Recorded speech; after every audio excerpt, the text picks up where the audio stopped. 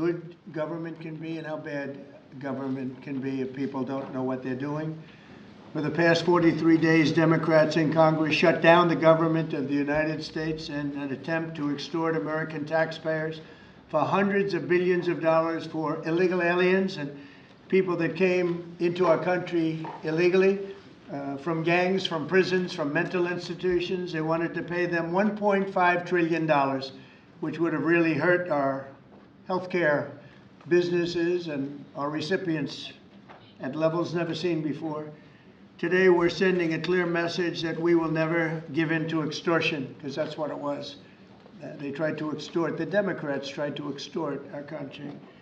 In just a moment, I'll sign a bill exactly like we asked Democrats to send us all along, many days ago. This cost the country $1.5 trillion, this little excursion that they took us on. Republicans never wanted a shutdown and voted 15 times for a clean continuation of funding. There's never been a time when one or the other party ever didn't sign a continuation. It's just a continuation, not a big deal. It's a continuation and we'll talk later. Yet the extremists in the other party insisted on creating the longest government shutdown in American history, and they did it purely for political reasons. I want to thank Speaker Mike Johnson, Senate Majority Leader John Thune, as well as House Majority Leader Steve Scalise, Majority Whip Tom Emmer, and numerous other great Republican leaders and congressmen and senators who are here, who frankly spent a long time in Washington getting this thing to go away.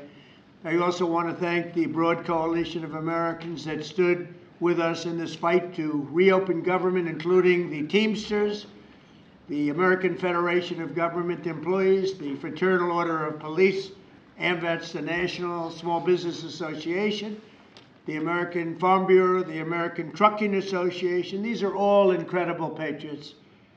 The Airlines for America, the Allied Pilots Association, the National Air Traffic Controllers Association, and many, many others, unions and non-unions. Over the past 7 weeks, the Democrats' shutdown has inflicted massive harm. They caused 20,000 flights to be canceled or delayed. They departed so many times, so late. People were hurt so badly. Nobody's ever seen anything like this one. This was a no-brainer. This was an easy extension.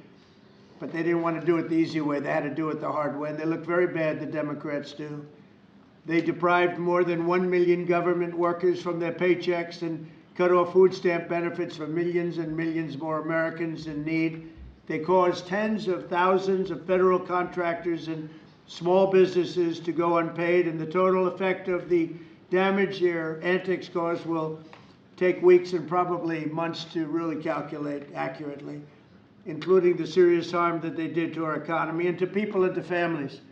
So I just want to tell the American people, you should not forget this. When we come up to midterms and other things, don't forget what they've done to our country. I also want to call for a termination to the filibuster so that this can never happen again.